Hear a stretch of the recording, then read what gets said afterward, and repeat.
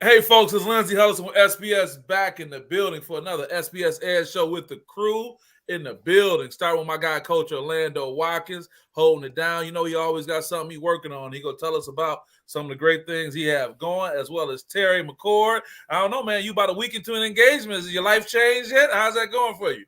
Oh, I would say I've been picking pretty right so far. I mean, I'm coming in, and I said last week the Celtics would be up 2-1 coming back to the show this week. So I'm feeling really good. I hope my luck continues, though, because I picked them at 7. You know, Terry, okay, you better than me in Orlando, because we've been talking a whole lot more trash. Can I take this time to mess with Terry? Go ahead. A broken clock, right twice a day. Because sure enough, when you said it, I got to admit, you know, we'll talk about that. We'll talk about the finals, man, but I didn't think this series was going to be the way it is. And to be honest, to Terry's point, some can point that it's leaning towards Boston. And we'll get into that. We'll get into a little Draymond action, too. But with that, man, to our listeners and everyone checking in, we've had a great offline conversation. And that is about high school summer basketball in Detroit. We'll talk about the program in the second, man, but high school hoops. Summer is kicking off. Coach Orlando Watkins got some great things going on in the city. Coach, I'm just going to start with you. You want to talk about some of the great things you got coming up in the city that we want to be supportive of and involved in, helping our young people? We're actually finalizing 2 leagues, a boys league and a girls league, high school, middle school. The girls league, I know we kind of teased it a little early, but it'll be the Chocolate Milk Chic and Hoop Summer League. We're excited about that. We're hoping for a big showing. It's co-sponsored with Michigan AAU boys basketball, believe it or not, and Detroit Public Schools. So we're excited about that. And at Tyndall Recreation Center, we'll be having the boys league, and we're doing something special with that. That is Michigan AAU boys basketball as well. And we're honoring a young man who passed, who was participated heavily in AAU and with Tyndall itself. So we're just sort of naming that a gift from Trey. So we're very excited. We're finalizing everything, and we'll have everything out. You'll be seeing it online and pushing it Monday. So that's awesome, man. We're going to keep an eye out for that. Also, Derek Coleman, former number 1 draft pick, a lottery pick that is starting up his summer league starting Monday. SPS is going to be in the building over at Birmingham Grove. Shout out to DC and what he has going on. The DC Elite Summer League starting off, and it's going to go all the way through August 1st. And it's going to be some great games. This is the lineup for Monday. See Detroit Martin Luther King in the building, Brother Rice, Notre Dame Prep, Depsa, and that's just on one court. You got Warren Lincoln in the building, Detroit Western, Detroit Denby, Warren Fitzgerald, and of course, my alma mater, Henry Ford High School, and let me show a little love to North Farmington. So there's going to be some great hoops going on, man. I'm glad to be a part of that. And Terry, I know you're going to have some availability, so we're going to be all over this summer.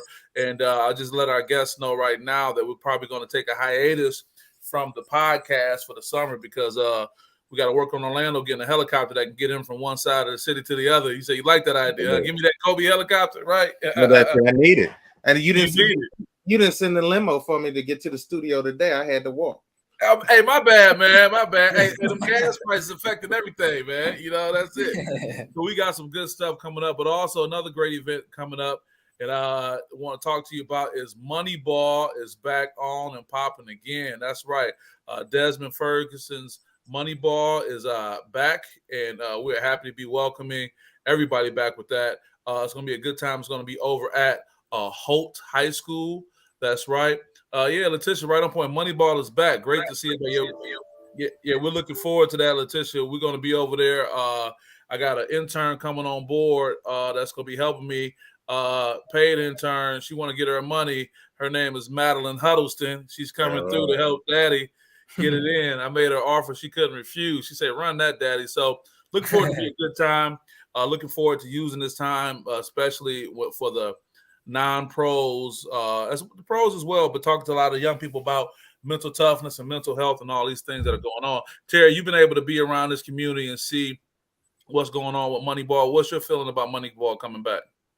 Well, I've thought about, Moneyball making a change and with their slogan, and I was thinking somewhat like the hoop culture, because Moneyball itself, I know it's a brand. They got the clothes, the slides, whatever. But it's really a culture here in Lansing, and like having that pro-am back is really dope because you got MSU, Oakland U, like you got the surrounding college ball players participating in it. You got some of the great players that aren't on a team or on a pro team playing in it that still can play at a high level. It's just a big culture with Lansing, and being able to have that back and being able to have the basketball still flowing through. It's almost like NBA Summer League. Like not a lot of people. Well, we care about the pro-am, but the Summer League to me is still a big deal because it's basketball. It's basketball in the summer, and it's still an opportunity for athletes to get better and work on their craft, and playing competitively and playing for something. So props to Desmond and being able to. Sucks that it's not at Aim High. Aim High was such a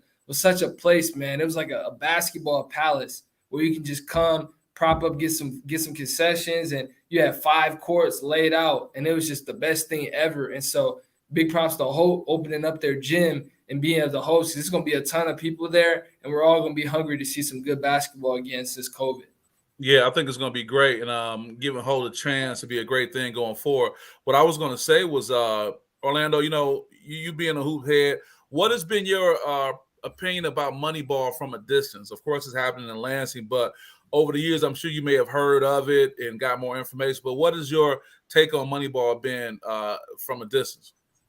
Well, not really from a distance. Desmond covers some ground. So Desmond is a Team Michigan guy. He played for my father. He reaches out with his sportswear. He outfits a lot of teams here in the city. He makes his presence known here. We want him to really kind of, since St. Cecilia is gone and we don't have it here, can we have a Moneyball Pro-Am Detroit version at some point? Yeah. I hope that Wu Payne has been big on bringing that back. He had one in Sacramento, and he's trying to work on a form. But I know what you mean, bringing the actual Moneyball Pro-Am into the city. You're right. Yeah, let's have a Lansing, let's have a Detroit. Let's spread out, Desmond. Yeah. Letitia got a great question. She asked me, in your time watching over the years, what players have stood out to you? And I do have an answer for that, but I think Hoop Baller Scoop is right on time. Kay Felder and Miles Bridges put on the best shows up there, but Jabari Parker was dominant as a peer. Hoop Baller Scoop, why you in my head, man? Because that's what I was going to say. Hoop Baller Scoop, number love. I was going to say shout out to Kay. I also was going to say Miles, but you're right. When Jabari Parker came, damn, Hoop Baller Scoop, you good for this. I was going to say when he came up, that's when I saw the difference between, and I've seen this over time, of course, but he showed you the difference between a college player, an elite player, and a pro. Because that man's motor did not stop. And I think he was so unassuming with things, but that was a big, big deal. Also, too, what y'all think of the new location? Is it big enough? I think it is, because at the end of the day, to Terry's point, you talked about, the other courts where people can shoot around. I mean, in this particular case, you just got to come in there and get done. I think the venue would be good for it, too. Oh, also, Pooh had to say, I'm sorry, I just hope Maurice Benson, Muhammad, and JJ time to retire, LOL. Don't come at Mo like that, man. Hey, Mo just got off the season playing with the Lansing Pharaohs. Mo ready to go. Muhammad ready to go. JJ, they always crack on JJ. And we definitely are going to see. And then one more thing, too. That's what we got so far. So, Moneyball is back. But I do want to go back on another summertime hoop opportunity. And that is going to be next week. Week after next, I should say, Tuesday and Thursday. The Horatio Williams Foundation will be doing it up big over at Depsa High School. We're going to have Ben Harbor over these 2 days. Muskegon. Kalamazoo, shout out to my guy, Coach Guy at Muskegon. Kalamazoo Central. Shout out to the team of Warren De La Salle, state championship Warren De La Salle. City champions Detroit King. East Lansing, Davidson, Warren Collegiate, Warren Lincoln, Grosse Pointe South, Depsa, Romulus Summit, and Detroit Loyola, man. So that's going to be going on the 21st and 22nd over at Depsa. That's put on by Horatio Williams and the Horatio Williams Foundation. The SPS will make it over there to be in the building. I had one more comment before we go. She said Mo 40 years old, but Mo still can get it in. Pooh, why are you so hard on Mo? He's still shooting from the logo. Yeah, he sure does. He sure does. who also says Dez first appearance. This ain't no glorified YMCA church thing. He did, because I think a lot of people were trying to figure out how to get in, and Dez has to keep a certain standard. You know, you got to keep a certain standard with what's going on. And for those who are listening, basically the standard is have played on a collegiate level and dominated, a pro if you are a pro and dominant, holding your own, and then there's still opportunity for Division II and high level JUCO players going forward. I guess this would be a great time to just thank our sponsor. By the way, I just talked about our guy Horatio Williams and the Horatio Williams Foundation, but we want to say shout out to H, our guy, doing it all the time. Got number love for Horatio and the support he's been giving the platform, and we love to give him support back just as well. Gilead Sciences has been supportive. Dick's Sporting Goods as well. And yes, on the 21st, we will be over at in Plymouth for the Horatio Williams annual golf outing. It's going to be a good time. We're going to be over at the Golden Fox Golf Course in Plymouth, Tuesday the 21st, and just representing. So, yeah, man, we got a lot of great hoops opportunity going on. I mean, you can't miss it. We're very fortunate. You know, the season ends, but this just jumps off, and I think we all going to be working really hard trying to get around to check everything out. So we'll keep moving, guys. Next up, we have Thomas Kelley, the new MSU assistant coach. Shout out to TK, Thomas Kelley, assistant coach. You know, it really warms my heart, this opportunity. I met TK when he was there as a graduate assistant. He actually played for Judd and Tom and whatnot, and was part of Tom's first Final Four run, that is. Great guy, salt of the earth type guy. I know, Terry, if you being in the area, you may be familiar with Thomas Kelley. Good guy. He's that guy that's in the gym working the guys out, talking to them, has a very high standard. He went over to my alma mater, Western Michigan University, was there for 4 years as an assistant coach. And then when they were interviewing, he got that call back. I guess he showed that interview like, look, hey, I'm the best guy you got. And also, not to take anything away from Thomas' appointment, OG Mike Garland has announced his retirement today from Michigan State after 22 seasons. So it's a lot of changing of the guard going on over there, but I'm very happy for Thomas Kelley. TJ, what's your thought on TK getting the assistant coaching position at Michigan State? Well, I know we were all speculating about who we felt would take Dwayne's spot. You know, it's such big shoes to fill. I mean, we're talking about a recruiter, defensive scheme guy, a player development kind of coach. I mean, that's big shoes to fill. And a guy who fits with MSU, fits the MSU culture, has played at MSU. Izzo has that great relationship with him. So it's somebody that makes it a little bit easier to fill DJ's shoes. And not saying that he's filled them completely, which we'll see that with the body of work he'll produce. But, I mean, we always know that the Stevens and Izzo connection. You know, Stevens is always in Izzo's ear when it's crunch time, when there's a big decision that needs to be made. Stevens, DJ is always in Izzo's ear, and I don't see it playing any different with Kelley coming in. I feel like Kelley is going to be right in Izzo's ear, another guy that knows what Tom wants.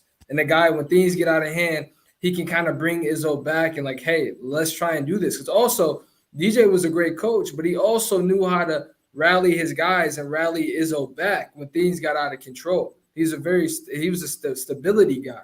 And so with TK being there, being the calm presence that he is around here, I don't see that playing any different when he's the new coach at MSU. I see him actually relishing there and doing really well. And we're going to see his IQ and his coaching ability be on full display at a higher Division I level school. Yeah, can't get no higher than this. You're absolutely right. And Orlando, I think one thing that's great about TJ Kelley, not TK Kelley, not to be confused. My bad. Thomas Kelley, Tom, if you tight with him, is that his youthfulness is great. I mean, he's still player level in that regard. He gets their respect, you know. But you watched the program and you see what's going on. What do you think about the hire of Thomas Kelley coming on as assistant coach, Orlando? I think it's the right move to make at the right time. You're having a lot of turnover. And you always want to bring in somebody that knows the culture, you know, that knows what the mission is. And I know it's a great thing for him because, you know, once a Spartan, always a Spartan. It's good to go home. So, yeah, that's a good thing. I know he's going to do a great job. Right. Latasha says, hey, guys. Hey, Latasha, we know you riding high from that Celtics win last night. We appreciate you always putting the information out there about the platform. Also want to go back to another comment as well Dion said, well, just as I said it, Mike Garland retires after 22 years. Yeah, OG was really cool, and I think that's going to be something that Tom is going to miss, having OG right there in the middle of the bench, his connection with him. And I just see Tom is saying, look, man, I'm trying to get what I can get when I can get it and get up out of here. They got a couple more comments about OG. Let me just read this. Hoops Hype, what's up, man? This may be a little off top, but I'm sure a young fella and maybe OG heard this. Okay, Miles Bridges' wife posting news and deleting a day before media got on him, posting him drinking. Yeah, maybe it was to distract or get it off there. I don't know what's going on with Miles right now. I'm sure he'll probably stop back through Moneyball. Who knows? He may bring the Ball brothers and all that. Hoops Hype also said, I only hope put that up because he part of Michigan State. No, that's okay. We see what's going on with that, and we'll have to find out a little bit more about what's going on with that too. My guy, Coach Demetrius Ware. Hey, Coach, how you doing, man? Congrats to Coach Garland. Love that guy. I worked camps at MSU for years. I love all those guys and a great choice. Thank you, Coach Ware. Good luck to you. Let me know if your guys is doing anything this summer. And it's always good catching up with you. Thanks for checking in with us. Dion's Hoops page said, Miles Bridges, wow. Yeah, man. You know, there's an expectation when you're a pro. And I think, you know, he falls in that small minority of the basketball players who are rappers. You got the Dame Lillards and all those kind of guys. But Miles, it just seems that he's walking that line trying to go hard. And that concerns me because, you know, you get yourself out there, man. And nowadays with the way the feds are kind of coming down on rappers and whatnot, and then you got this kind of, thug persona going on. I know Miles is a nice guy. And I'm not taking anything away from who he is, but it's almost like, dude, like, is you that bored with your millions that this is what you got to do and be on? Because it's like and we will touch on that. I mean, we kind of walked into it. I mean, what do you think about that, Orlando? I mean, you've seen these pros, you know, from guys being on your AAU team with your dad to, you know, making it all the way around the world. You know, when you see this behavior from Miles, and, you know, I'm going back to really talking about some of his rap videos and all those type of things. I mean, how long can you walk the line? You can't walk it for long, Lindsay. That's for sure. Like not you. Make me clear. Yeah. I mean, it's a lot of it is a growing process. You know what I'm saying? You're given an awful lot in a short period of time. There's a lot of things that you had in the back of your mind that you wanted to do before you had what you had, and sometimes that doesn't translate into good thought. But hopefully, you know, it kind of calm down and kind of maybe somebody get to him and say, hey, not a good look. So yeah, Netta Johnson says, what are you doing messing up his money? He is from Flint now. Yeah, you know, but shit, he ain't been in Flint in a long time. I mean, he went away to prep school, and he was at Michigan State, and he pretty much at Michigan State, he was clean. And I would see him in practice. Miles was a nice guy. I mean, I'm not saying that don't mean he can't do together. And I'm not saying he's a bad guy for, you know, indulging, but it's almost like, dude, you got so much attention coming to you. And it's like, that's not the attention you want. What do you think, Terry? You know, we kind of indirectly got to talking about Miles Bridges and what's going on, but it is noteworthy. And it's kind of like the anti-Michigan State thing going on right now. Because right now, what he's kind of putting out really isn't what Michigan State's product and brand normally looks like. Alums, that is. Yeah. I mean, honestly, I just keep it short. I mean, you don't have to be, you know, out here, you know, doing the things he's doing to be about your city, or like they say, man, you're different. I mean, I'm sure growing up, Miles Bridges was made known as a baller. I mean, he's out here doing all these different activities, and like, look, man, you don't have to do that. And people forget that you're from Flint. I mean, LeBron, you don't see Bron out here really wilding like that. But granted, that's LeBron. But again, he's under a large microscope. Everything that LeBron does, I mean, gets looked at, you know, gets examined at a tremendous amount. Like, everyone's looking at him. And so I think, and we know LeBron's from Akron. You know, it's like a level of like, man, you could be about your city and you could be about what's going on and not losing track of your roots.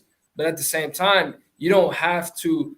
I'm trying to explain it, but it's like you don't have to like talk about it so much and people forget where you're from, man. You can just be who you are and continue to do what you got to do in the league, man. You're about to get a nice contract. You're about to continue to get paid. You're going to continue to do well with this team. You just don't want to have all these distractions while I'm trying to be about my city, But it's like, look, you were already doing well and you were already putting Flint on the map for what you're doing. Don't risk that by doing all these unnecessary things, man. We know who you are. We know what you're about. Don't start doing extra stuff and trying to be in both worlds. You can't be in both worlds. Yeah, and the question is who can pull them back. Devin, appreciate you, brother. Good to see you with the change of your Facebook post. He says, reminds me of what happened to Michael Beasley when he was having wild life and wild friends. But, also it was stated that, Michael Beasley had made, got some attention because he had went on the court and his shorts were on backwards.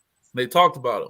He said, what y'all don't know, man, my mom, he's I think he had just lost his mother or something like that. So I was going to say to Devin's point, I wonder if this outwardly behavior and acting out, is there something going on with Miles? Is there some stuff going on? Or is it a matter of living up to the pressure? Because, think about who his boss is. His boss is MJ, who that's a different kind of pressure and a different kind of level. And to Netta's point, I think this is pretty well put. Is probably what you were trying to say too, Terry. Miles Bridges is a nice cat, but he hood at the same time. Yeah. And it makes me wonder, well, who is he really? Is he a hood dude being nice? Or is he a nice dude being hood? I'm not trying to make it a riddle, but I've always sensed that Miles was a genuine, nice dude. And I think that sometimes your identity is all that you know based on what you grow with. I got Terry McCord in the building. He said, you don't have to live out every stereotype. I know. And maybe he done got down to Charlotte and for whatever reason can't fit in. Maybe he's trying to be more flyer than the ball, than the Ball brothers and whatnot. I don't know, man, but I just want that to back off because it's going to be a hot summer. And there's a very good chance we'll see him at Moneyball. And he sat down with me before. I look forward to sitting down with him again. I want to wish him all the best. So we'll see with that. So with that, guys, we want to keep it going. Other good news, another announcement to make. Coach Sheed in the building. Ham don't lie. Rasheed Wallace is taking over with the Los Angeles Lakers. He's come on board with Coach Devin Ham. Somebody made a good comment that Sheed is there to back up the coach to kind of check those players, based on the relationship he had. And I thought it was interesting that Coach Ham released Fizdale, so Fizz is out. I forget the other guys they made, but he kind of cleared that bench a little bit. I didn't hear about what happened with Phil Handy, but they definitely make some changes. Orlando, you hear about Rasheed Wallace. We loved him as a Piston. He was part of the championship run. And we see him kind of make his way through the coaching ranks from high school. He was just right there with Penny Hardaway and Hall of Fame coach Larry Brown in Memphis. And now he's going to the storied Lakers. What do you think about that move? I think it's an excellent move. And you're absolutely right. He's there for player control. At that level, it's about managing personalities and telling the truth and trying to get those cats to work as a unit. And Rasheed is there. He's going to tell it like it is. He's a no nonsense type of guy. I think it was a great move. You got to get somebody in there that can really relate with these players on a player level. So yeah, I think it's a great move. I'm just thinking too, they won a championship together. I mean, they can really talk their stuff when they go talk to these guys. Like, no, we won chips together. Like, what you talking about? This is what we had to do that. I want to pull you up right now, Terry, but Latasha had to say Waller's not going to take no mess. He ain't going to take not at all. Man. No. They talk about what's that, all that noise, all that furniture moving around in the Staples Center or Crypto Center. Moni, it's been a while. She said the Lakers thing is just a mess. Happy for their hires, but if Lakers don't add no more shooters, their talent would be 7th or 8th seed. And Phil Handy was retained. Well, thank you for the update that Phil Handy was retained. I think it may be a big thing because they're trying to be really pro Russ and whatnot. So Terry, what do you think about the hire of Rasheed coming on board with the Lakers? Well, Ham has made it known that he wants to build a defensive approach to this team, and he thinks the focus shouldn't be offensively. He thinks the focus should be defensively. So, which I think is true. I mean, the Lakers were, bottom half in defensive efficiency, defensive rating, you name it. Like, they didn't play defense at all. And so I think having that approach is similar to Ime Udoka and what he's doing with the Celtics. I mean, he changed up their style defensively and how they play defense, how they switch, how they attack defensively, which I think is a kind of which I'm seeing a trend in the East where you got the Bucks, the Heat, and the Celtics. And you name it, like teams are starting to play better defense because they see the emphasis of it. And granted, I think that he knows that when his team, LeBron, Russ, and AD, and they're fully healthy, I don't think that he believes that we're going to struggle offensively, just because I think he trusts and believes that LeBron James is the playmaker he is.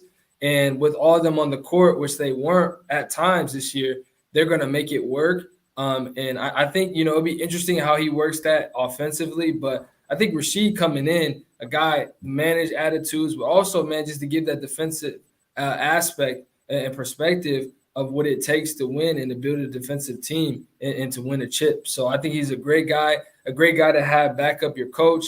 And again, that relationship with the Pistons, they were teammates. So you want to have guys in your corner, in your office, that are thinking similar to you. Because once you start having so diverse of personalities and coaching styles, it can make it a lot tougher for you to win over the guys and for them to trust your process, because that's going to be a season too. So before we start writing the Lakers off, if they start off slow, there is a process where they have to buy into your system, and Rasheed's a part of that. They're starting early to get dudes in there to believe in the process, just like the Celtics did with Ime and how they turned around their season. So there will be a period of that, and I think Rasheed coming in is someone who can kind of help with the growing pains of that team. Yeah, very well put. And let's also not downplay the fact that the Lakers have one of the most influential players in sports on their team. Right. And you're going to need somebody who can dig in deep to challenge what's going on with that, as well. Moni had a question about Lakers. Okay, hold on for a second. Special guest here, Patricia England. Hey, mother. See, I just came on, guys. Wow, congrats. Our Rasheed Wallace. Yeah, we'll claim him. We'll definitely claim him. Let's just take a quick break, guys. I want to shout out the sponsor before we go on to the next. We got some other good stuff coming up. And again, shout out to my guy, Horatio Williams and the Horatio Williams Foundation, always giving big support. Dick's Sporting Goods as well. I was up in Dick's the other day, getting it in. And Gilead Sciences, okay? So with that, let's talk about these NBA Finals. And, Terry, we will give you your just due. We'll go back around. I know. I got to find a hat so I can take it off to him. He said if you had, you tip it to him. You know what I'm saying?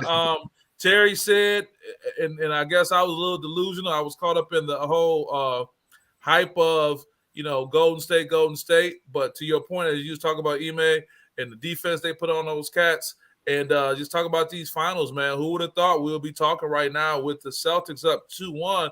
And to be honest, man, I really don't see. There's a chance that they can't even steal the one on the road. That if Golden State can't get one on the road in Boston, somebody made a good point about Boston. So the Boston Celtics, man, they fan base are like elite fans in the sense that they know what to do to get you rattled. I mean, we can talk about Draymond. Draymond was pitiful out there. And that whole gamemanship he had going on in San Fran and Golden State, it wasn't flying over there. So giving you your props, Terry, again, you said it would be what it is, and I have to admit, I'm being more of a believer. So I'll let you start with your take on what's going on with these finals. Well, I mean, a lot of people are talking about Keisha, how you come out of nowhere and say this? Why are you talking like the series over? The series is over, but Curry's banged up. Keisha, how you doing? I'm not saying the series over, but we were talking before like it was going to be a wrap. I at least was talking about, the Warriors got this. You jumping in like, why are you talking like it's over? She jumped in the picture. But I'm saying, okay, Keisha, check this out. If the Warriors don't win this second game in Boston, you cancel Christmas. And you check back in with us, Keisha. You must have some money riding on the Warriors or something like that. But I'm sorry. Go ahead. I digress. Go ahead, Terry.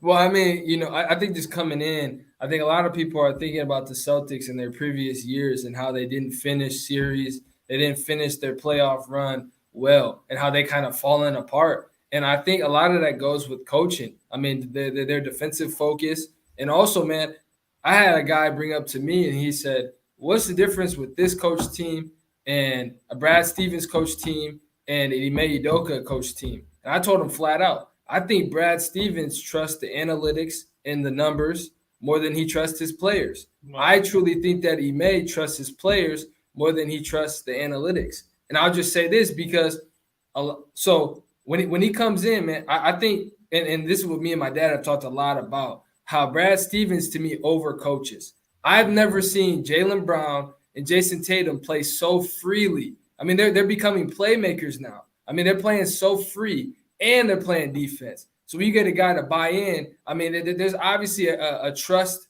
that he's built with Udoka now. And now Marcus Smart, this is probably the best I've seen Marcus Smart play in years, because Marcus Smart is now allowed to embrace his full self and be able to play defense and be a personality and not a distraction, unlike Draymond, who's becoming a distraction now for the Warriors. Once you start talking about your storyline more than the team, you become a distraction. I'm not against big personalities, but once that personality becomes the overtaking storyline of your team, you got to learn how to dial that down a little bit. And I think that Ime has just completely just trust his team. And like you can go back to the regular season. I mean, in the beginning, they were like the 12th seed on the verge of becoming a lottery pick team.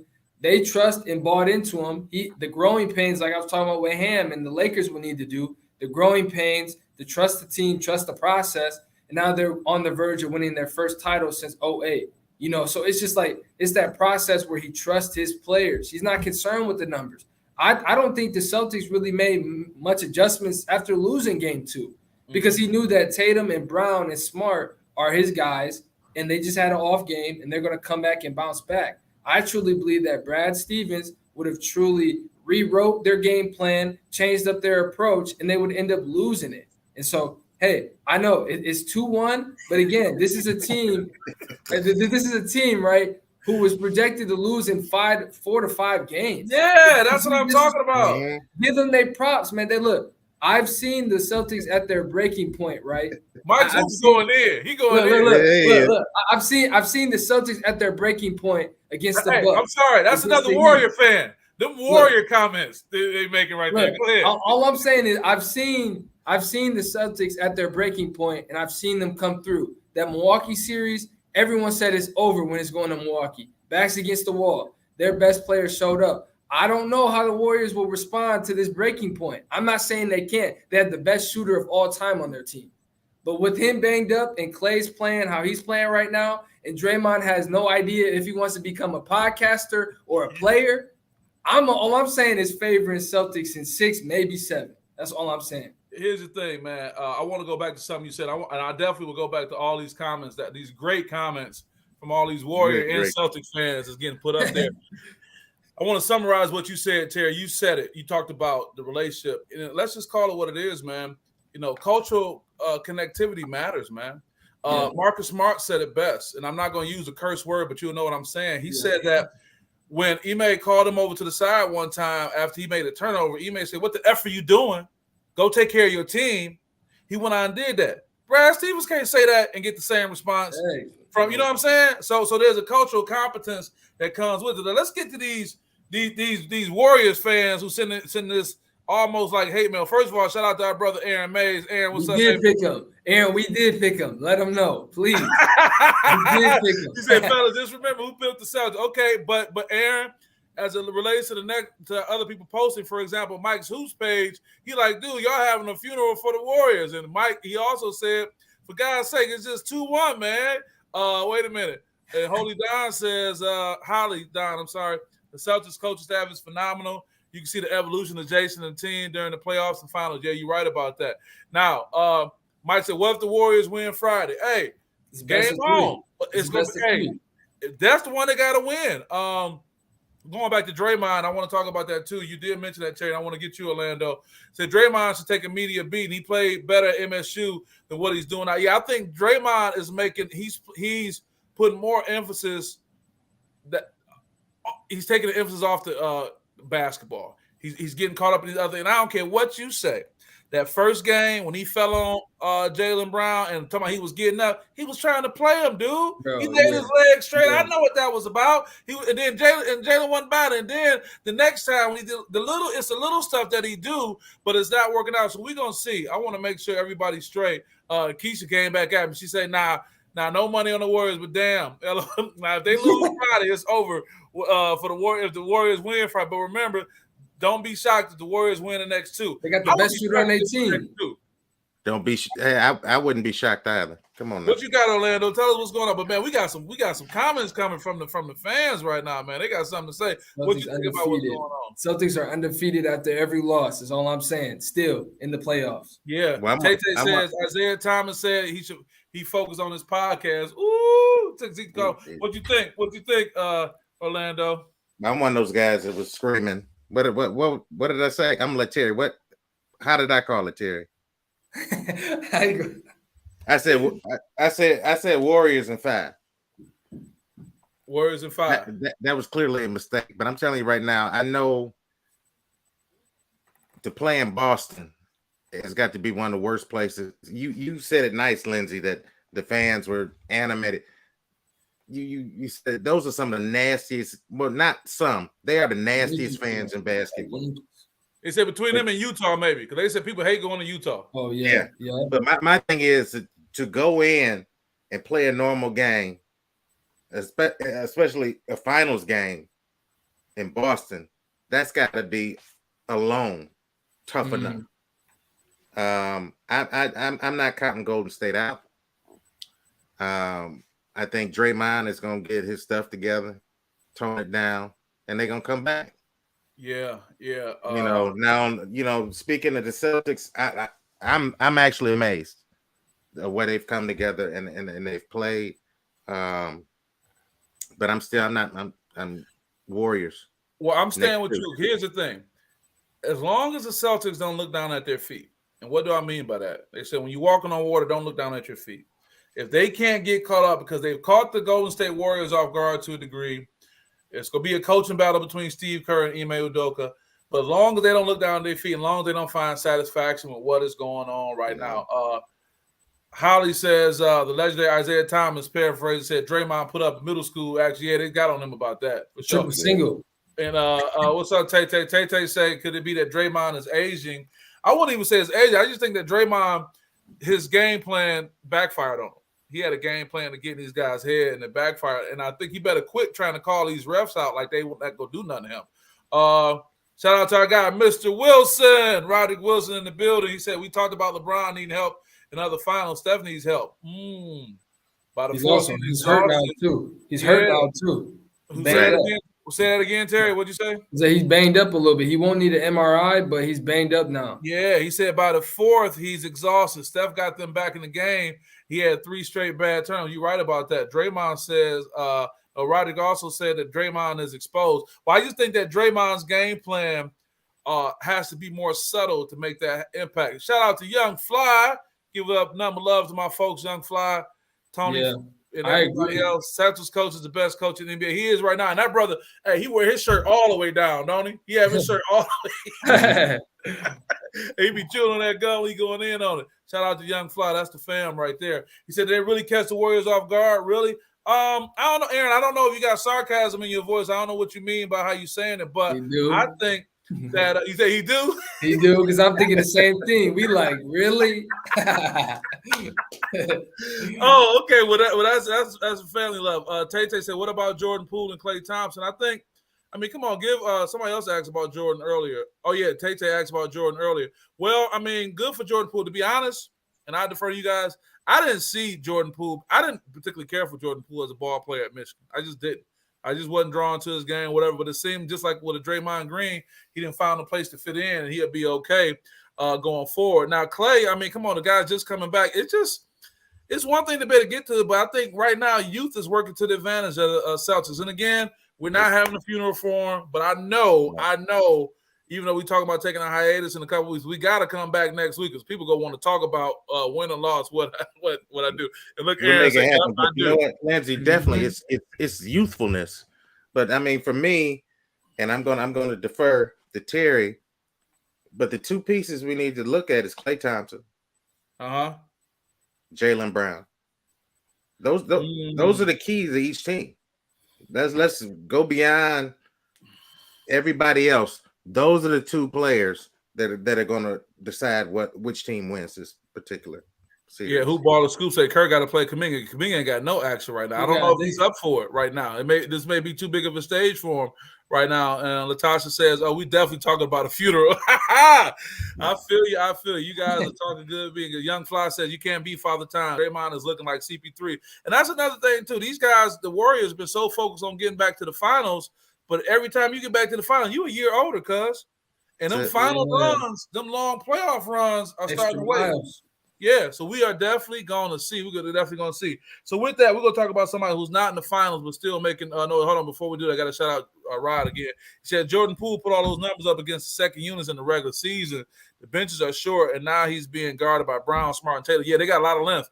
The Boston Celtics are bigger than these guys, so that's one thing too. Who Baller Scoop said Warriors to me miss Wiseman's size. We just talked about size. I don't know why the GM didn't get size. Well, you got to think about it, man. They found so much success with playing small ball and running. Right. Now that you ran up against some people that got a different kind of setup. So we will see. Great comments, everybody. Aaron Mays says ITA the classic East versus West battle, physicality versus finesse. Yeah. But the key is, as always, it's all about the adjustment. It's all about what they're doing right now, what they're looking at the film, what they point out. And somebody made a good point. We're going to really see what kind of coach Steve Kerr is. Because this is coming down to a coaching battle, right? Go ahead, Terry. What are you going to say? One more thing. I think a lot of their big emphasis that they're going to have to do is really limit the rebounding. Too many extra opportunities for the Celtics. But you know what rebounding is, Terry? That's all effort-based. Effort. That's all effort-based. But that's all, and you're right, physicality and the ability to get right back up. Them ain't spring chickens, going back and forth. And probably another reason why Draymond is resorting to the BS play in the mind games, because he can't just physically match up with these guys. So you got to try to do that to get them out of their head, Which makes my emphasis more like on the Celtics are going to have to play better than what they played, because the Warriors are going to be able to eliminate, because Steve Kerr is a great adjustment maker for the most part on his team, and knows how to limit the things that they do well. And so I think the Celtics are going to have to play their best game and be on guard, because there were moments where the Warriors creep back in and they got in there and were able to make it interesting. So they're going to have to do that times two if they want to be able to put the Warriors away, because that's still a championship team. That's still a championship DNA on that team. Oh, no, they got to stomp them out all the way. Well, we'll talk about somebody else who normally lives in the finals, but he's not now, but he's still making news. I think this is great. LeBron James Family Foundation has announced plans to build a multi-million-dollar medical facility in Akron, Ohio. I'm going to read a little bit of information about what LeBron is doing that I think is amazing. It's noteworthy. I'm glad that I have a platform with great guys like you that I can come and talk about it. So with that being said, let me give you some information. I'm going to read this article out of the Akron Beacon Journal. I'll just read a little bit. LeBron James said it takes a village to help raise a child. And he's going to make that true. I'm sorry. And Tuesday, the announcement was the I Promise Health Quarters furthers his contention that a holistic approach is needed to make change not only in a child's life, but for the student's entire family. The new I Promise Health Quarters will be the latest addition to the growing set of resources offered by James Namesake Foundation and will be situated right across the street from the now under construction House 330. Like the old Tangier, the property and building was owned by the George family that has operated Bell Music Company, which supplies arcade-type music and whatnot, and for decades. And last, I'll say, once the renovations are complete, the health quarters will offer full medical, dental, optometry, and mental health services and counseling, not only to I Promise students, but also their families, and both the general program and the school foundation operates just down the street. I mean, there's going to be some recreational amenities too. I just got to put that out there, man, because we can talk about him.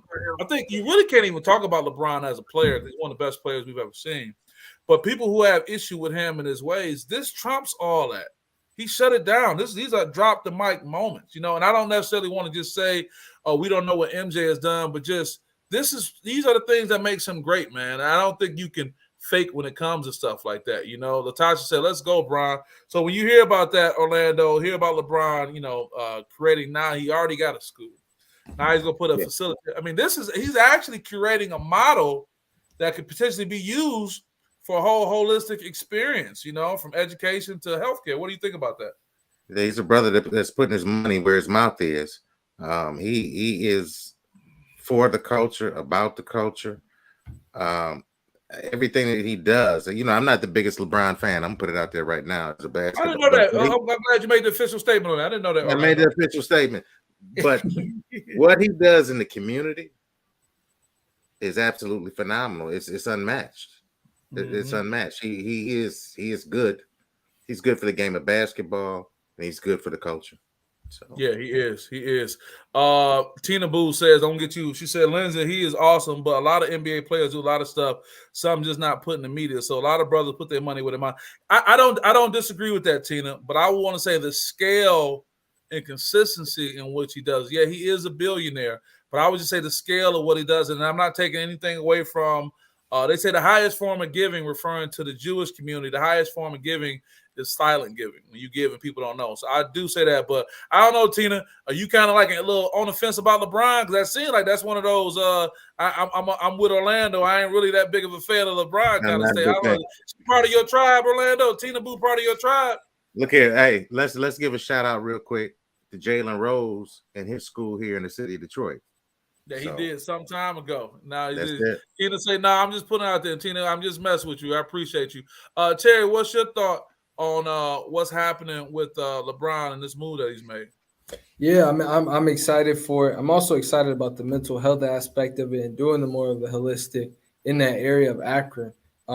Akron, you know, is going through what they're going through and trying to grow and trying to keep up with these larger cities around them with Cleveland. And I think the city's starting to feel it. And, you know, I can't speak to what's going on. I've had to defer to my aunt and my dad and all my family there about how mental health is so needed in that community, and Lansing here too. So, I mean, just being able to have that. And I would just say the reason why LeBron, I feel like all of his moves are out there in the media a lot more is because, man, he gets so criticized a lot that it's almost like in order to balance it out, we almost have to talk about a lot of the good things he's doing. Because if we don't talk about a lot of the good things he's doing, I feel like we could be drowned in all like, oh, LeBron is he not like I just feel like there's a lot more critiques than praise. I mean, there are people talking about his school and saying negative stuff about the school, hating on the school. I can't imagine that they're gonna be hating on the health facility.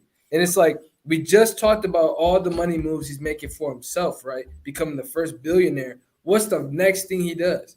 What's the next thing that comes out? I mean, we got to think about this. You don't just say and introduce this out of nowhere. This is stuff that he's been talking about for years. I mean, I'm sure the school started when he was in Cleveland, like just talking about dreaming, you know, dreaming about what's next. And I don't see him slowing down. A true philanthropist, like truly giving and making something. He's not ashamed to tell you how much he's doing and owning this and owning that and owning that, but he's also giving back and creating opportunities. That's what we need. We need people who look like us going back into those communities and being able to give opportunities. We're not even just giving out money. You can give anybody money, but if you're giving and creating opportunities, you know, you teach a man how to fish. You know, you teach a man how to fish. He eats for days. You know, he eats for days. You give him a fish, he eats one day. So just LeBron creating opportunities for all these people is great. I hope it continues to do well. Of course, I'm gonna be checking on it in Akron because I got plugs down there, my family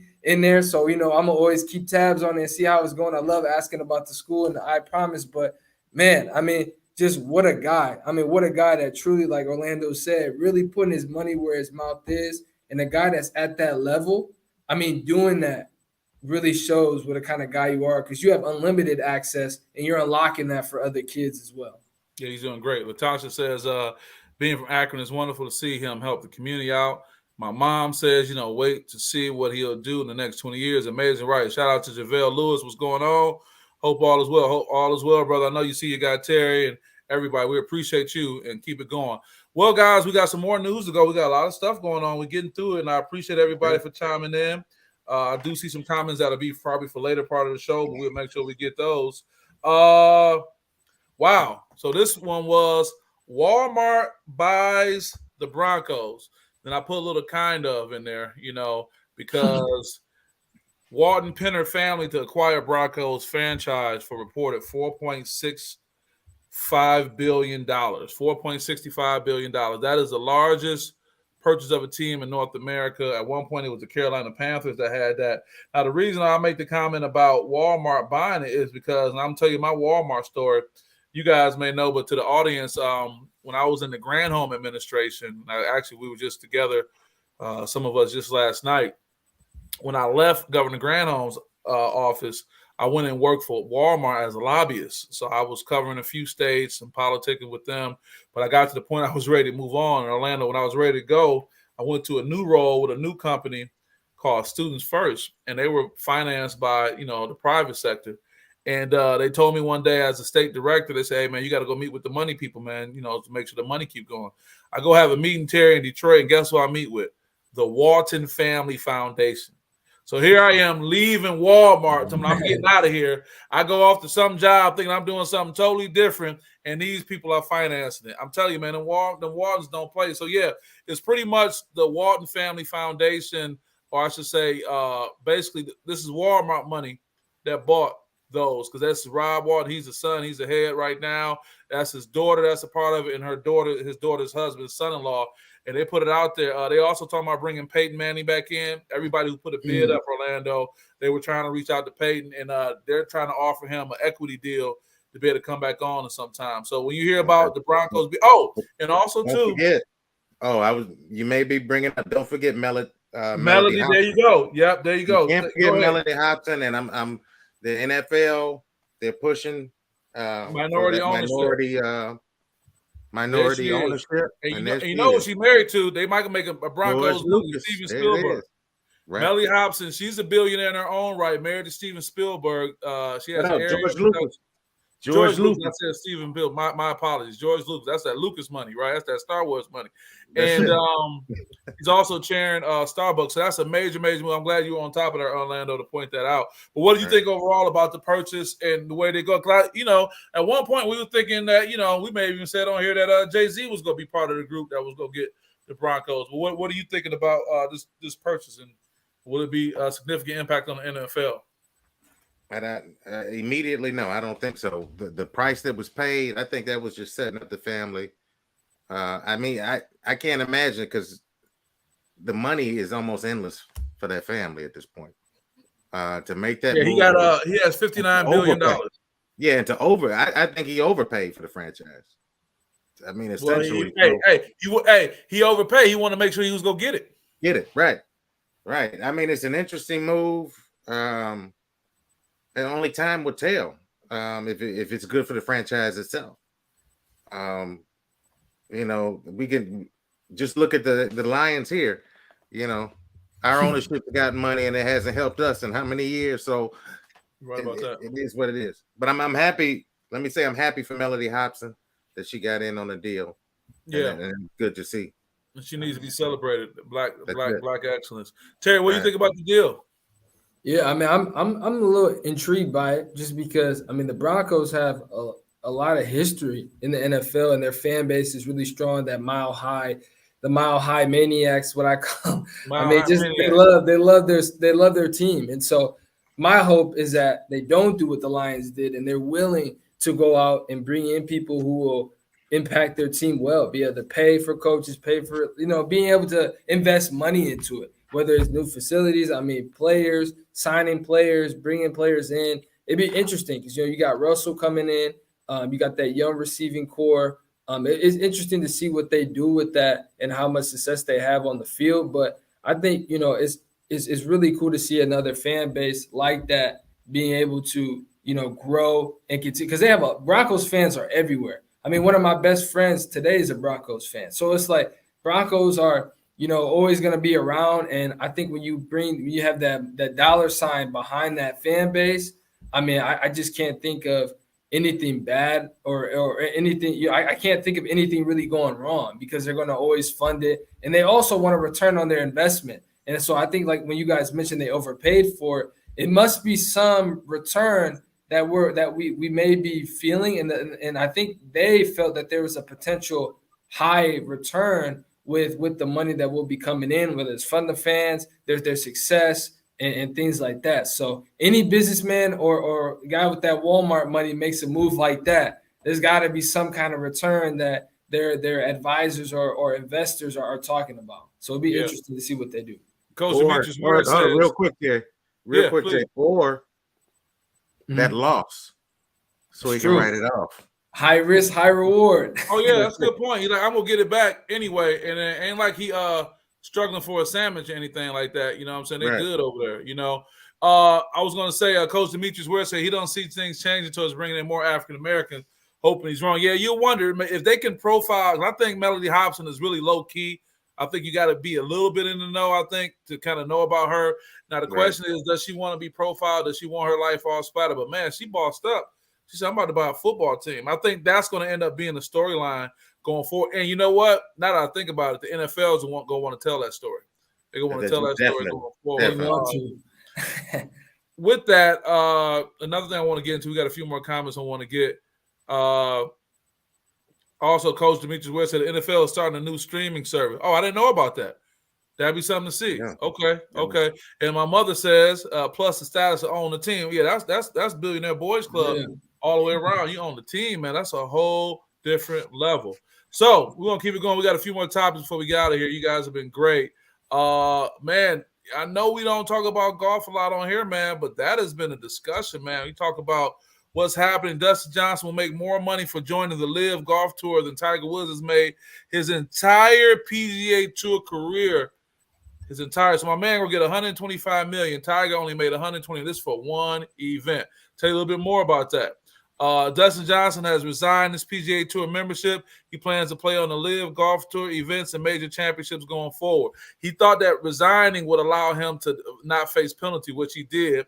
Brian DeChambeau and Patrick Reed are joining the LIV Tour.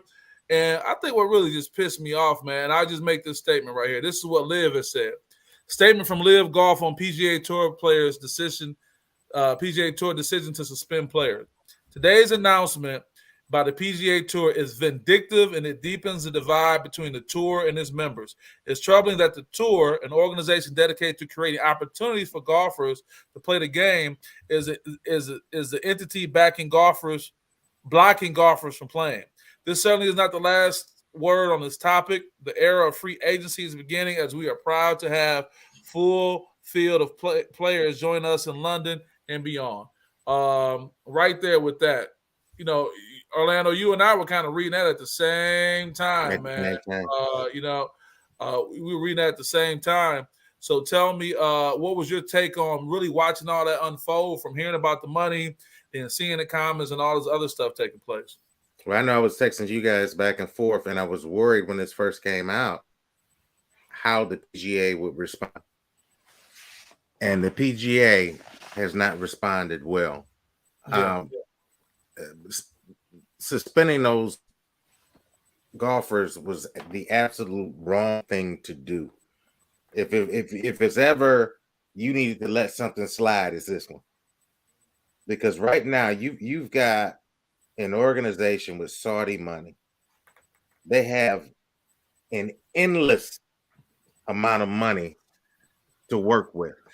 And I get it, you the PGA, you've been around forever, but it's the changing of the guard right now. We're watching it.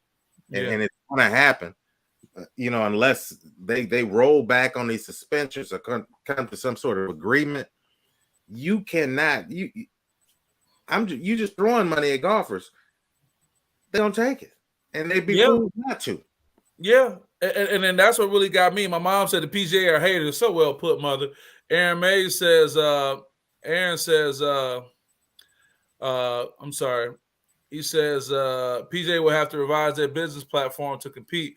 Yeah, I think when you kind of said it, Orlando, these guys sitting around that room have been so into themselves for so long, and finally somebody competing. And at the end of the day, these some brown people with money competing. That's it. These ain't no Europeans. These some brown people with money. And what kills me is all of a sudden now people want to make it all about human rights. Y'all wasn't caring about human rights when people getting shot down in the street. Y'all wasn't caring about human rights when other people having their issues or whatnot. You ain't heard the PGA have no kind of human right campaign. Whenever you ever heard the PGA saying, I stand with this or Black Lives Matter or whatever, but they getting cashed out. You know what's happened? These golfers are saying, you know what? I'm about to get this bread. And I think it's very healthy. And what I want to say about this, Terry, as I get ready to go to you, what's healthy is All that's telling me is I ain't crazy for wanting to take the money. And then people want to have this fake patriotism and stand there. So, and Rory McIlroy, you're not even from the United States. And you over here talking about, I'm not going to treat these guys differently, but I don't know. Everybody's playing a game. The last thing I'll say, the reason why I think Tiger didn't take it, Tiger said, I can't afford that hit. I cannot afford that media hit where I'm at right now. It ain't worth it. I get it. But Phil Mickelson say, lefty say, no, I don't care. I'm out. You know what I'm saying? DeChambeau said, what you going to do with me? They get in the bag while they can, because guess what? When they stop paying these cats going to miss out. I appreciate you, Aaron. Aaron told me to go ahead with it. He said, speak, Lindsay. All right, I pass the play. Okay, all right. What are you thinking, Terry, about this whole piece as we watch it unfold? Yeah, I mean, as a business aspect on this, when you have, a competitor, you don't opt out of competition. You level up. So what can the PGA do to make, because I mean, if you're the PGA and you believe that your brand speaks for itself, what can you do to make them feel that way? And ultimately, like I put it as simple as this: you're the girlfriend, right? And you got a dude, and the dude, I probably said this scenario on this show before. You the girlfriend, and you got a dude. The dude goes and mess with the other girlfriend. You don't trip about it. You let him go, because if he miss you, and if it's something like, say, DeChambeau and all them, and say the LIV is not, there's no stability in it. It's just quick money, and there's no really growing in that business. They'll come back to the PGA. You don't ruin that bridge, because who knows? It might come back full circle. But they're like, oh man, we made the wrong decision. We want to come back. The PGA is who it is. You don't burn that bridge, is what I'm saying. And so, like, and to finish the scenario, the guy comes back to the original girlfriend. I'm sorry for leaving you. That's what it's about. You want to try and level up your brand instead of just being stubborn and not wanting to be innovative and try and grow your business or grow your brand. So I just think it's a bad move instead of looking at, man, what can we do to compete? Because at the end of the day, they're both competing. I mean, PGA may feel like, oh, we don't need to compete. But at the same time, if y'all want to stay in the game, y'all do have to realize that we need to make some changes in order to keep our prestige of however they want to stay. So I don't think it's the right move to be banning people and suspending people, because at the end of the day, I mean, you're really leveling up their platform, because now they have no choice. If you want to suspend me, cool. I mean, you made the decision even easier for some golfers. Like, oh man, they're offering me this. If I leave, they seem to not really want me anyway. Liv wants to continue to expand my opportunities. I'm going to LIV. Easy. Yeah. So. And let's just say it what it is, man. You can say it's capitalism, man. It's about the bag. It's the money. You saying, dude, I'm sitting there with my wife and my children. I'm saying, you mean tell me I can make everything right now? I don't know what's going to happen. Let me go on and get it. I'll be a fool not to. You know what I'm saying? That's like saying that's, getting the lottery ticket and just tearing it up. No, I don't want to hear that. And again, if Liv was a European-backed entity, they wouldn't have did that. We already know. And whether it's Islamophobia or whatever it is that got in the craw, or those PGA officials sitting around there. And I'll tell you a really quick story about the PGA. They had these so-called diversity initiatives, man, and they was playing the cats that was doing it. I know firsthand people who were involved in these so-called PGA diversity initiatives to bring stuff in, and they was setting up meetings and not taking the meetings with people and not giving the people the resources. The PGA is full of it. To Orlando point, it's going to come back to bite them. So real quick thing before we jump to the last comment. Moni, Lindsay, sorry, who's that 14-year-old you interviewed a few months ago? I think he was from Detroit, and he said he was being raised by his aunt. OMG, he is the most mature youngin' I've seen. Warm my heart. Just had to put that out there. That was Jaquan Stennis. He's an 8th grader, rising 8th grader right now. He is a really good young man. Football player, basketball player. He's being mentored by Coach Ray Reeves. He's a good young man, so I appreciate you bringing that out. So, last thing we got to go. Somebody kind of made it. Moni was like, Terry. She called you out, Terry. Terry, we don't get no WNBA update this week. Oh, okay. Hold on, I got TK. Yeah, TK, you ain't been on here forever. What's your problem, dude? We every week at 6 p.m. Don't be acting brand new, Thomas Cage. Appreciate you, brother. Aaron says the PGA has to show up front. The establishment has been rocked. Yeah, they have been. So to our last topic, I pray for Brittney Griner. I can't imagine what she's going through mentally. She has to be effed up right now, and it'll take a long time. Yeah, you're right. here's the thing. Look at Thomas. I'm waiting on my invite. You trying to be a host or something? You got to come on and make some comments. It's people way in front of you. It's people who got pages and pages of comments they done made Thomas Cage. And here you go talking about waiting on my invite. That's how Thomas is, Orlando. He gonna come right to the front of the line. He'll come right to the front of the line. And then he get in most times. Nothing but love, TK. You know I love messing with you, man. Appreciate you. And I'm sure we'll see y'all here at Moneyball.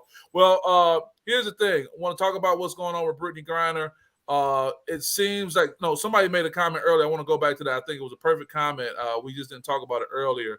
Who said this? Here it was Hoopball the Scoop. Thank you, Hoopball the Scoop. Earlier he says Brittney Griner even on the to-do list for Biden. What I mean is high on the list of things. I don't think so. It's all politics, man. It's all about, people put these what I call test balloons out. They put something out there to see where people are going to go with it, what public opinion is. And based on public opinion, they'll get down on it. So I think there was a little push. The Celtics had an impact when they wore those shirts talking about bring Brittney Griner home and things like that. So they're kind of just reading the tea leaves to see how people are responding. TK mess with this dude. Hey, TK getting props. Is that Thomas dude, the promoter? Yeah, that's Thomas, the promoter, right there. Thomas K. Yeah. You said love, family, and nothing but love. So what do you think? Yes, please, Orlando. Let me jump in. Let me just tell it that. No, you got it. You don't got to jump in. This entire situation brings me back, and I'm not sure if you remember the late, great comedian Patrice O'Neal. Yeah, a big fan of his. And he had a bit, and just for the sake of calling it, and for those of you watching us on YouTube, when we're done with the show, go Google Patrice O'Neal and the missing white women syndrome. Patrice O'Neal and the missing white women syndrome. That's it. Because the point is, I got you. Brittney Griner was a white WNBA player. Wow. All resources would be expended to get her back home. And let's just be real about it. And Patrice O'Neal, the comedian, absolutely. The bit that he gave is it personifies this situation. I remember that piece. Orlando, why is that we went all these weeks without something as simple as that coming to my brain? We did say, because she's lesbian, LGBTQ, but you're right. What was the young girl, Melody Holloway, the girl that was missing? Melody Holloway, and that's exactly what he was talking about. Melody. Yeah. Natalie Holloway. Well, perspective, she violated the law. Okay, all right, TK. Okay, TK, check you out. She violated the laws. Okay. Well, the question becomes: was it? Does the crime fit her punishment? The state says right. Let Sue Bird go missing. The State Department has labeled it as wrongful imprisonment. That's a game changer right there, Thomas Cage. The State Department has named it wrongful imprisonment. That changes the whole game. Hell, she was playing for that country. That's like Thomas, you going to play for the Lakers and you go to jail because you showed up drunk after the game. Keisha says, "Do y'all think she'll be home before July?" July's here in a minute, baby girl. July's here in a minute. She might be home. She might be home before the end of the year. That's what I'm saying. Right now, they're saying 110 days. But my whole thing is, if Taurasi was locked over there, oh man, do you honestly think it would be this long? No, not at all. And to Coach Demetrius' point, he said Russia, they do what Putin tell them to do. And I think that's also, if this Russia-Ukraine thing wasn't going on, I don't even think this would be an issue. They dangling her out there to leverage her in case Russia needs to be able to get back in the good graces of the United States based on something. So it's a lot of politics with that. But see, Terry, you got anything I got to get on my soapbox. Go ahead. I get it. They dangling her out there, but they dangling her out there to a government that could care less about her. Care less. And that's the bottom line. They can care less all the way around. Terry, you got anything you want to add on that, or any WNBA recap on the fly? Because the people be wanting from you.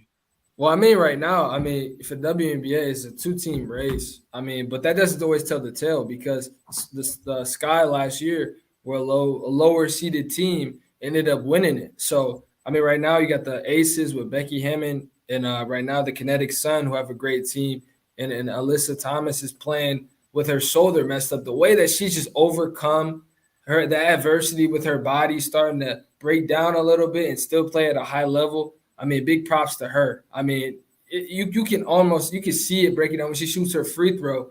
Her shoulder just isn't there. Like, it's almost like she's struggling to shoot it, but man, she's still playing at a high level. So it's almost like, man, like she's pushing through and playing. And but I mean, Phoenix Mercury, I mean, a lot of it, their teammate is gone and not really seeing the support. It's really hard to see them really, being able to play hard and be able to come together when there's so many emotions wrapped up. As far as the Lynx, I mean, the Lynx are in a full rebuild.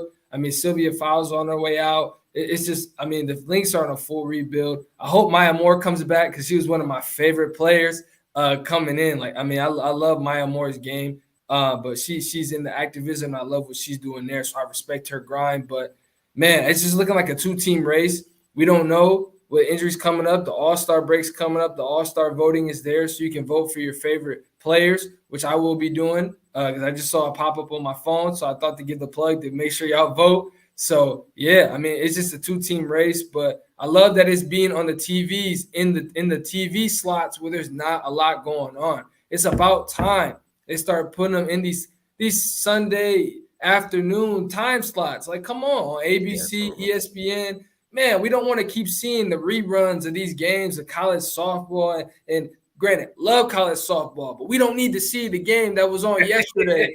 Like, put the WNBA on. We saw it yesterday. We seen on Sports Center all morning. Like, man, put a game on. Come on. And so we were starting to see it. But to answer Keisha's question, I mean, the Sky are third. So, I mean, they're there, but, I mean, again, they're 7-4 compared to a 10-2 team, which record doesn't say at all. And we saw them what they did last year. But, man, we're starting to see the games come out, and we're able to watch it. So, yeah, well, great job indeed. Well, guys, we're coming to the end of the show. I want to thank everybody who jumped on. Aaron Mays gave us a little breaking news at the end. Update: QB CJ Carr, grandson of Michigan's Lloyd Carr, commits to Notre Dame. Said, I don't want no part of that. And then something to ponder, $10 Tommy says if Trump was president, he would free BG like he did LiAngelo. Well, Putin and this guy, that's a phone call that could have been made. But, yeah, I mean, it's a lot to go with that. I can't even hold you up on that. So with that, guys, we come to the end. I want to tell our listeners that next week will be our last show for the summer. The reality is that there's so much basketball going on that Orlando got things going on in Detroit. I'll be a part of it. Terry got things going on. We'll be a part of it here with Moneyball too. It's a lot that's going on. Terry's Union, do not hate on college women. Hey, but we don't got to see the look. Aaron, hey, fill me on this. Look, check me out. Look, so we watched the game. So look, scenario Saturday night, right? The game we watched, we loving it, we enjoying it. I'm cheering for Oklahoma right now because I don't like Texas. I hope they win. But look. The next morning on Saturday at 2 p.m., we don't need to see that same game again. Somebody probably worked later. Terry, somebody probably already worked and didn't see it. But they got the same college softball game, the next game that we care about 2 hours later. Like, can we get the WNBA time slot, please? We don't need to keep seeing these reruns. We love the reruns. Cool, fine. But, like, not the game that was just on last night or 2 nights before. Throw some – Get them time slots in there. We don't need to keep doing the reruns of Sports Center too. Come on, Sports Center got. If you go on Sunday, I challenge all of y'all. Go on Sunday to ESPN2 and ESPN. You will see reruns. You will see the rerun Sports Center show. You will continue to see it. They need to open up them time slots. Come on. No, Moni, what we were just saying is that we will. The show will take a hiatus for the summer because of Moneyball on Tuesdays and Thursdays. I'm committed to that. Terry will be committed, and also Orlando has commitments with some great hoop events going on. It's just going to be the summer of hoops, so we'll keep you guys posted. You'll still be seeing our faces. I just really don't have any other alternative as far as how we can give you guys a quality show with all that. She said, damn, Moneyball took over. Yeah, it's been 2 years, and, we got Tyndall basketball going on in Detroit with Coach Orlando. He'll be doing some things with the girls hoops. So we just out here. Chocolate milk.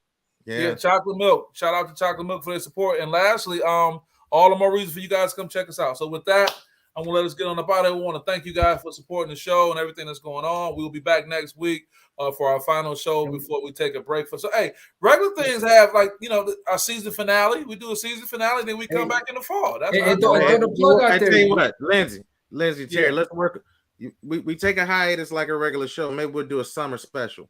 We'll do something. I'm with that. We'll bring them back with something like that. Thank you, Mother Terry. What you gonna say? And I ain't got no problem talking about what's been going on at the Moneyball game. Hey, yeah, meet us out there. You want to have a conversation about what's been going on? How the Celtics gonna win in 6 or 7? Cool. We put the headphones on. We'll tap in. We'll do remote with Orlando for a second. It won't be the same format. But we'll have something for you. Technology allows that. So we'll leave Holly Don's comment. Great show. We appreciate that. We appreciate you guys. Lindsay Hudson with SPS with Orlando Watkins and Terry TJ McCord. We'll see you guys next time. Peace.